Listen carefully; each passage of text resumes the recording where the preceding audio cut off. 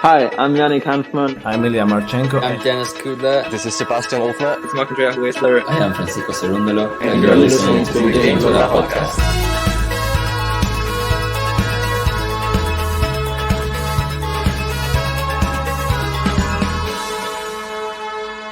Hopefully you enjoy it.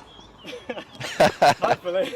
Welcome back, tennis fans. Another predictions video. This one is for the WTA. We've already given our men's predictions for 2024. Now we're going to look at the women's. And I did terribly in 2023. So I'm hoping for a better showing come the end of 2024. You all right, JG?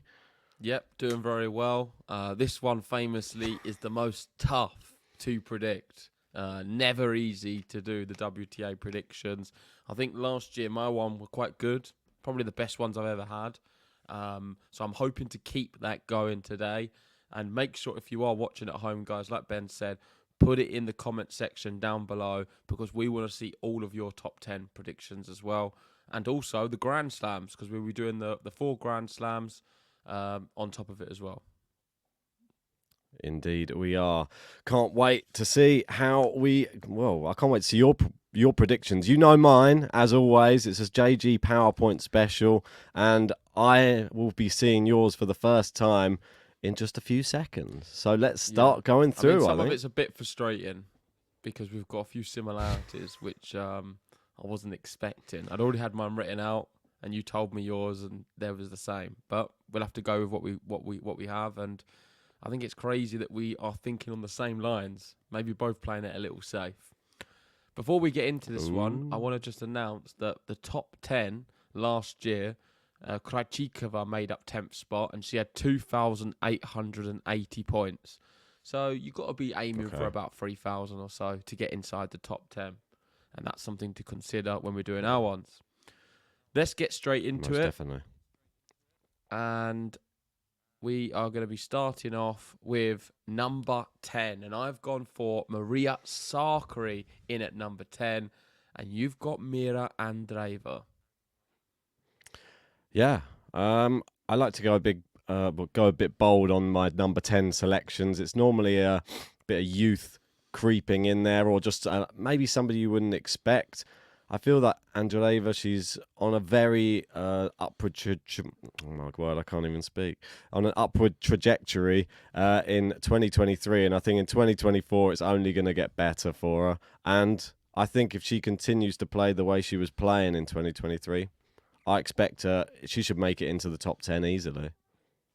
This would be a disappointing result for Sakkari, 10th. That is worse than this year, and the reason for it is I feel she is a really good player to get through certain rounds, but she clearly has a big issue in the big events and towards the back end of tournaments. I know she did win some bits last year, but yeah, I just don't. She could potentially fall outside the top 10 this year, but I think she'll just about sneak in based off who the other competitors. There wasn't anyone else who I really wanted for the spot, so I guess this is not a good spot. It's nice to see you putting her in there, though. Yeah, kept her in there for now. So number 9, I've gone for Ons Jabeur. You've gone for Sakkari. More of the same with what my reasoning with Sakkari? Exactly right. I feel that she's always good enough to be top 10. I've not really taken into consideration the fact she won a tournament in 2023, but I don't think I have to. I don't think her performances in any of the slams were very good at all. And I still don't think she's a big match player. So that's my reason for Sakkari being number 9. Yeah, Ons Jabeur played well at Wimbledon. Aside from that, a tad disappointing, I thought, in 2023. She has enough quality, though. That's the thing with her. She does have some weapons what other players don't have. And I love her versatility on the court. She'll be good value for the top 10. Maybe this one's a little harsh, but I think she's going to be 9. I'm expecting some other players to create some surprises. Yeah, I mean, I was very harsh. I didn't even put her in the top 10 last year, and she proved me wrong. This year, I guess you'll find out. She's in my top 10. Will be coming up. Not yet. And here's somebody I did have last year, and they're back in again, which is Qin Wen Zheng. She's number 8 on my list, and the reason that I've got her in at number 8, I know that I had her probably higher last year, didn't I? But I think that she's deserved more so this year than maybe last year. I was a bit too ahead of the curve, maybe. I think you put her this fourth year, last year or something. yeah, it was crazy, really. She hadn't really won tournaments. This year she won 3 tournaments, and I think that she's now, and she got to quarterfinal of the US Open as well. I think now she's really starting to become the player that we thought that she would be last year. Yep, agreed. I think I didn't include her last year, or I might have a 10th or something.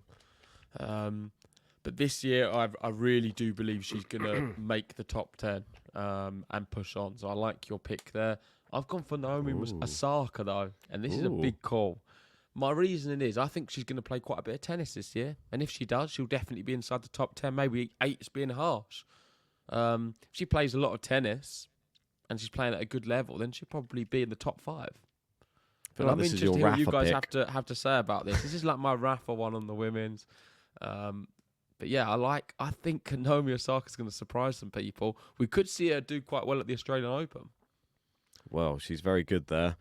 And the US Open, very good there too. If she has 2 good results in those 2 slams, then she'll be knocking on the door of the top 10. So you could be onto a winner there. I might have missed a trick.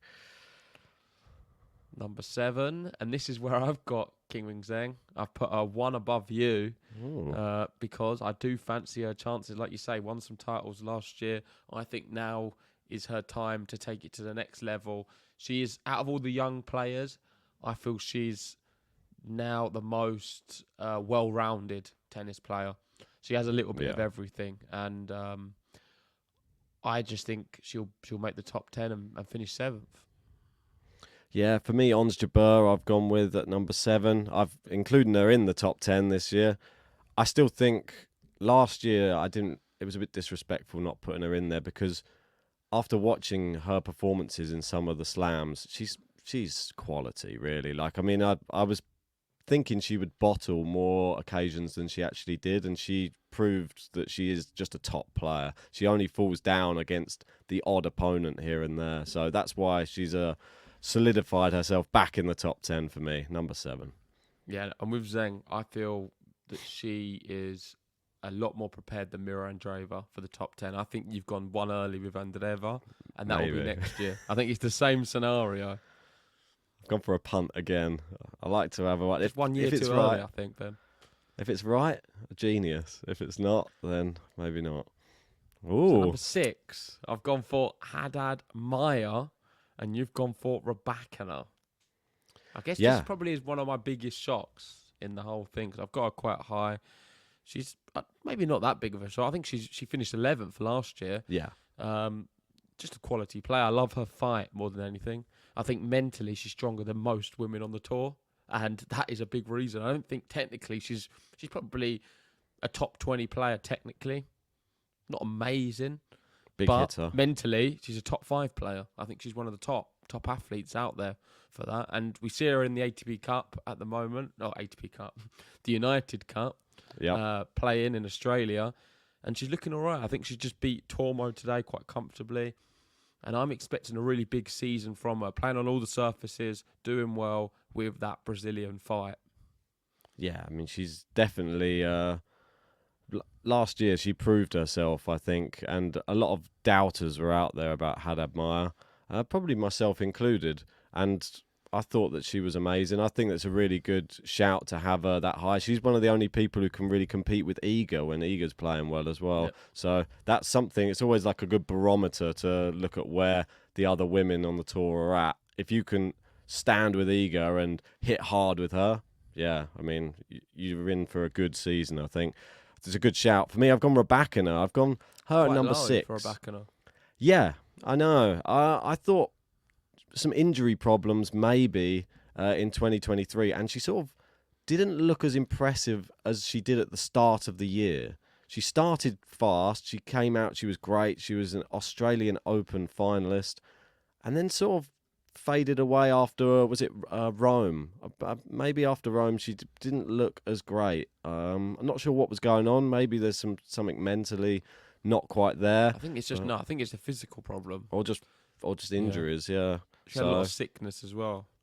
Yeah, true. Yeah, I mean, I think she's a quality player, but I still feel like she didn't live up to what I thought she would. And I still feel that she's going to be good, but I still feel there's going to be a dip again for Rybakina in 2024. Okay. I'm surprised anyway that she didn't make your top 5. Let's get into the top 5. And at number 5, we have the same. She is just the best value number 5 player in the world. Number 5 is Jessica Pegula, because you've got, for me, the big 4. Then you've got Pegula, who is able to beat everyone else who's not them. So she'll always be 5. Unless something drastically changes. She has shown last year she was able to beat some of the top players. But over a course of a season, she's only ever going to be around there, I think. Number Good 5. player. Amazing. But she's a 5 player. She She won't win a Grand Slam and she'll be number 5. She was always the Tsitsipas style, but we've pushed Tsitsipas a bit lower, I think, both of us this year. So if Pegula can hang on to 5, I think that's still pretty good. Yeah, moving on. Number 4, this is where I've gone for Rybakina. She's in the big 4 for me. She's got to be there. And I may be even harsh. She could be hopefully pushing for 1 or 2, because I think she's that good. She should be, it's just really. the clay court stuff. But then she did win Rome, right? Which, exactly. No one was expecting. So we'll see what she's able to do. But definitely best on the grass and hard courts.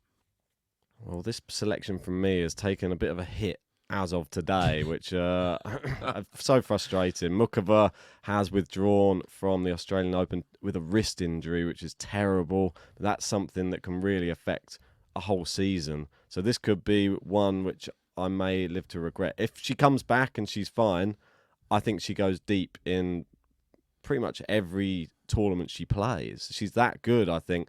Last year, or this year, because we're still in 2023, I thought that she was one of the best players on the women's tour in all surfaces. I think she's an incredible player. Yeah, the problem is I'm just not sure how much she's going to play with the injury concerns. And this is it now. And that's sad. why I've not included her. She's it's a big punt, Ben. Well, my selections were made probably a week ago, and now I haven't changed them. I've stuck with it. If she does recover, though, I think that she still can make it to that top 4. Okay. Number 3, I've gone for Coco Gauff. Moratoglu had her at number 1, but I've gone for number 3. I think we'll see more great performances from Coco, but ultimately I think she'll struggle with Sabalenka and Iga in them big decided matches, and they'll end up getting more points than she will. Simple as that. She was aside from them, the best player. Yeah, I still think being third. Well, I'm thinking that she may be moving up a level. As you can see, I've got Saber at number 3, and this is where, like, we know we've That's got the harsh big. on Saber. It is a little bit harsh, but I think it's more. I'm not so much looking at Saber. I'm looking at what the others are providing, rather than what she's not providing. And I think that someone like Coco Gauff, you've got her at 3. You'll see where I have her after this number 3 pick, but there's reasoning behind it, and it's sort of the opposite. So so we're going like opposites here. I've got Coco at number 2. You've got Saber at number 2, and mine's the other reason. I think that Coco can probably handle herself against Saber in a match, in a big match, better if they meet in a tournament. I think those type of matches she's proven. She did it at the US Open. I think she can do it again and again. I feel that she could become one of those players that Saber really hates playing, and they could meet, I reckon, in a couple of finals in 2024. Yeah, I think it's definitely tight. I agree with what you're saying in the big matches. Sometimes Coco, you may have the edge because Saber could bottle it, but over the course of a season, like in the Masters events, like the WTA 1000s, 500s, Coco very good with clay as well, don't forget. Saber's not bad. Not bad, yeah, I'd say so. I'd say Coco. She's pretty good on all surfaces, Saber, and she's going to be... I feel like Coco's not going to break inside the top 2. I really don't think she will. Well, last year was a very, very pivotal year for Coco. I'm hoping 2024 will be even bigger. And number 1, there she is. With the thumbs up. Thumbs up for Iga. Yeah, I mean, she speaks for herself, really. Iga Swiatek, she's amazing. She managed to somehow claw world number one with one match to spare, and that was not, I wouldn't say a great season for her. It was I think she played extremely well in certain tournaments like the French Open, like at the Tour Finals. But all in all, I wouldn't say the whole year was a massive success, but she was still the best player. And if she goes back to the top again of her real top level, beware. Every I other think she was woman a little disappointed with a lot of performances last year, and I'm expecting her to play better than she did last year. And if she does, she'll be number one. Yeah. And it won't go down to, what was it, October, November time. Yeah, I totally agree. I think that it's still the same case. If Iga plays her best tennis, no one touches her. Yeah, I'm confident with that, and I'm happy that I've got Iga maintaining her world number one status come the end of the year. But that is our top 10. Let us know your top 10 in the comment section below. Next up, we're going to be looking at the Grand Slam predictions. So this is just all of the predictions, as you can see. The big one for me is Jabeur Sakari moving down. I've included Osaka and Haddad Maia, and then everything else is pretty standard. And King Wing Zheng as well. No With you, you've got Vondrousova for Mukova. either of us. No Vondrousova for either of us in there. Yeah, I don't think she'll maintain it. Yeah, I'm the same thought. No Samsonova either for you. That's one I'm surprised that you didn't pop I her was in. thinking of putting her in 10, but it was between her and Sakari. Okay. But I went with Sakari. Well, let us know who you think's got the better selection out of myself and JG. Some brave ones from both of us. I think you're Haddad Maia and Osaka, me, Andreeva in there, and Mukova. Maybe that one I'll live to regret. Yeah, fine line between brave and stupid. Let's move on to the Women's Grand Slam predictions. Right. First up, Australian Open. We've both gone with Rybakina. And this is what I was saying now. We've done a lot of the same stuff here. Without looking at each other's, it's frustrating, but we both seem to think that Rybakina's going to win the Australian Open. We did this last year, I believe, didn't we? With Sabalenka. Yep. I think. Oh, it's no, just sorry, one the of year before we did it. Year We before both it did was with with Sabalenka. And then she didn't And win then it. she won it the year after. So maybe Rybakina will win it next year, 2025.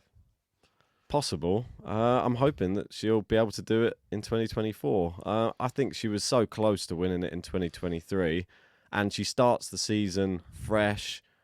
Yeah, I think that's the thing. this A fresh is the Rybakina time. without any injuries, she's so good. And I think she could win it. Exactly. That's my thought process. I know people can go, you got her at number 6. Yeah, I have, but I see there being a slight decline from the high level she starts the year with. Okay. This one picks itself. Yep. I feel Roland like you Garros. just got to go with Roland Garros with Iga. This is like Rafa at Roland Garros. Obviously, she's not quite there yet, but it has that feel at the moment where I feel like I'm always going to pick Iga. If she plays it, she's the best player. No one really gets close to her on the clay court, so you'd fancy her in Paris. Yep. Wimbledon, this is where we've gone for the same again. Crazy. Don't worry, US Open is different, but we've both gone with Sabalenka to win Wimbledon. Yeah, I mean, I think she's good value for like winning another slam, and why not Wimbledon? She's really good on the grass as well. She was unfortunate, I would say, to throw it away against Jabeur in 2023. I think that if she holds it together, that she could easily win Wimbledon. Yeah, agreed. I think she'll learn a lot from last year, losing that final and come back and win. Yeah. Sorry, not final, Semi-final. semi-final. Yep. She'll come back from that and do a lot more. And it's between her and Rybakina, I feel. I don't put on Jabeur in the picture. No, I think it's... Iga doesn't do very well here, so that's why it's very open. Yeah. It's not one which Iga's going to Coco? win, I don't think. Yeah, potentially Coco. I had her last year, but I'm going to stick with Sabalenka. Anyway, the final slam, the US Open. Who have we gone for? Is it different? Yes, it is. Ooh. I've gone with Iga. You've gone with Coco Gauff. And I guess that explains why you've got Coco so high in your ranking. Indeed. I think that she's going to really do well in America again. I feel that this year she looked great at the US Open. It looked like she'd finally dialed in and she was feeding off the crowd rather than allowing it to sort of burden her. And I think that that's the type of tournament for Coco Gauff. I think that we could see her win back-to-back US Opens. Yeah. I've just realised one thing we've not done, and that's the Olympics. I'd go with Iga. just in case you're wondering. It's at Roland Garros, so I don't think we need to really go too mad. Yeah, I mean, I would have gone for Iga as well, because of where it is on the clay. Exactly. But shame I don't have a graphic for that. But let us also know your Olympic prediction. We could see more of a surprise. I feel like she's more nailed on for Roland Garros than the Olympics. Olympics could be a bit of a free-for-all. We've had some strange names win the Olympics. Yeah. Maybe Coco Gauff wins it. Who knows? No, I'm talking someone like, I don't know, someone... Pliskova. Peyton Stearns. Why could not? be something like that. But let us know anyway your predictions in the comment section.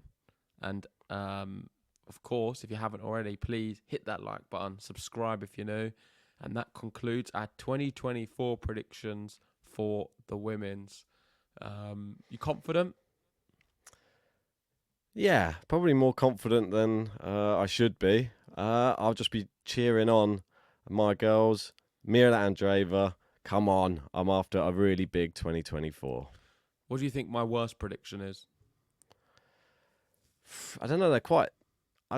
It could be genius or stupid, the Osaka one. That one I quite like it, though. I think it's brave, but you don't get any points for just being boring and just being like, oh, we just got the same top 10 again. So, yeah, good. Let's see. Hopefully she doesn't finish. I think your Mukova in one's going to be tough, but she's definitely capable. I mean, If she plays, she'll get top 10. Fingers crossed. Thanks for watching, everyone, and see you later on for some tennis action, because tennis has started in Australia. So we'll hopefully be covering some matches very soon, and we've got a countdown which we'll be filming in the coming days. See you then. Vamos.